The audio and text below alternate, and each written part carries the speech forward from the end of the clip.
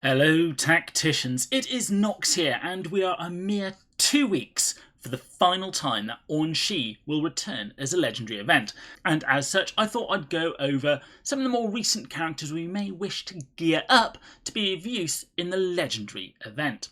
But first, before I get into that, I'd like to say my usual thank yous, and today they go to Demons, you, Nigelus, LB Skill, Gregonex, Dalen, Meticus and Jalen. All of you have used my friend code and it is very much appreciated as it really does help me keep on top of things. So thank you very much.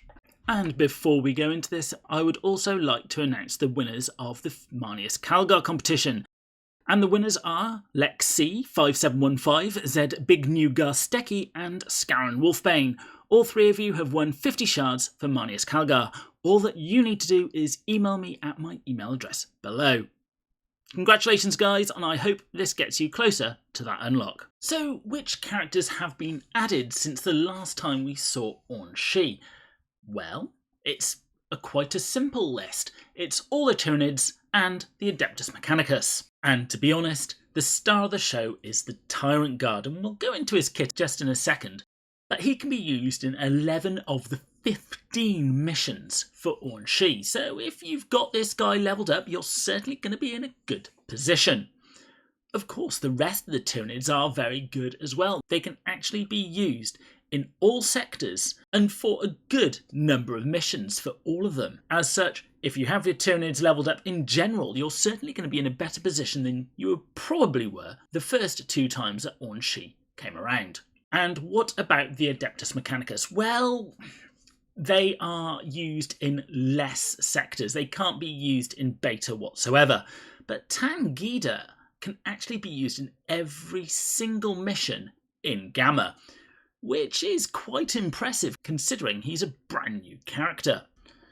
However, the downside is he can only be used in 1 in Alpha. Vitruvius is not too bad, and Actus is, well, he is in a rough spot. You really only want to be bringing him along if you need another healer, which, to be honest with you, is going to be for the mechanical one, but that's only in beta. So, as you can see on the chart, Actus really is at the bottom of the pile here.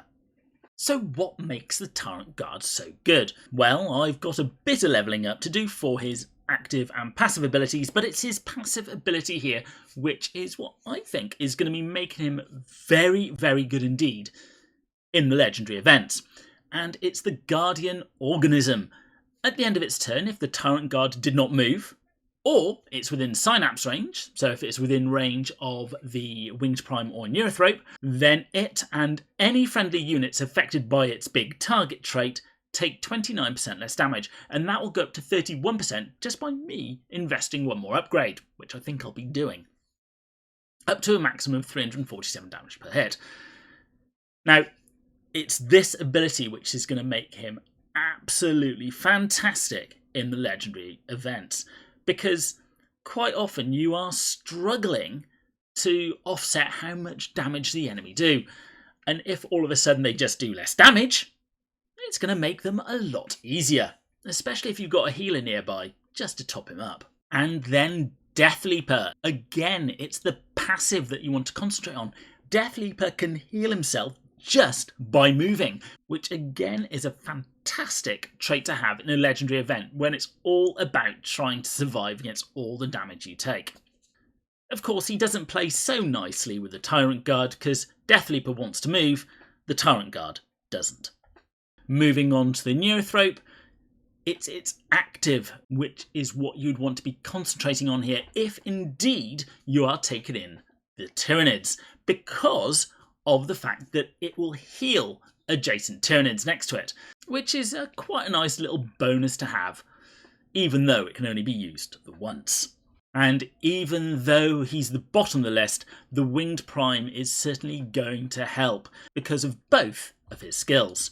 The Alpha Warrior produces the Winged Prime, and because the Winged Prime itself is a Synapse creature, you will then get additional Hormigants being spawned when a Synapse unit is actually attacking and they don't kill the enemy. And of course, if you have lots of summons on board, the enemy won't concentrate on your main characters, and of course you've got more units to attack them back. Overall, if you're a fan of the Tyranids and you've got them leveled up, you are going to be in a great place to either unlock if you haven't unlocked Aun'Shi already, or get him up to that next star if you have.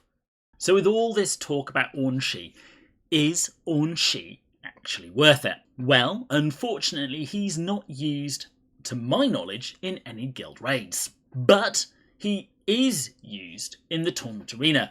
I have seen Aun'Shi along with Ragnar to make a very powerful melee team, which I mentioned in my previous video, having a look at Vitruvius. But, as with the Eldari, if the Tau ever get their own campaign, which I certainly hope they will, then he will be your only healer, and of course he will let someone like Ray Vass use his active ability again, which in a campaign will be very good indeed. So should you push to get Aun'Shi? Well, if you're like me and you want to get all the characters, then yes.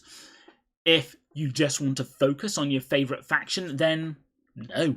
You will not miss him at all, unless you are a big fan of melee and you love the tournament arena, in which case you're definitely going to want to level up the Tyrant Guard maybe, who also fits into the melee tournament arena team. Now there's a thought. If you enjoy my videos, please consider using my friend code, as it really does help me out. Or if you or your guild are looking for a new home, please reach out to any of the guilds shown here. As always, don't forget to like, comment and subscribe, and I'll be seeing you on the battlefield.